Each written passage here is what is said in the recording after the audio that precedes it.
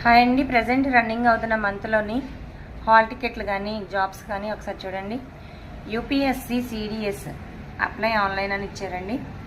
అదేవిధంగా యూపీఎస్సీలో NDA and NA apply online. RRB railway మినిస్ట్రీలోని అప్లై ఆన్లైన్ ఇచ్చారు.